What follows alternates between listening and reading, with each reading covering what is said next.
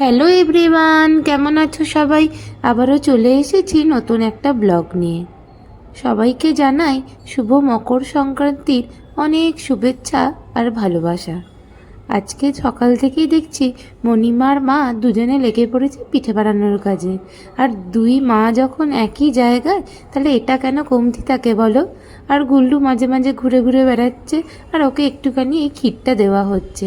মণিমা আমি ভালোবাসি বলে বর্ধমান থেকে এই ক্ষীরটা করে নিয়ে এসেছিলো। আর সত্যি দেখো, কিছুটা আমি খেয়েও নিয়েছি, এত ভালো হয়েছিল বলে। আর এই যে দেখো আমাদের পিঠে বানানো রেডি।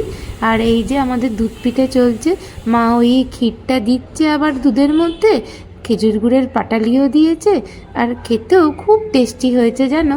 আর এই মকর সংক্রান্তির দিনে আমার বর্ধমান শহরটাকে খুব বেশি মিস করছি, কারণ আমাদের এখানে এই মকর সংক্রান্তির সময় ঘুড়ির মেলা হয়।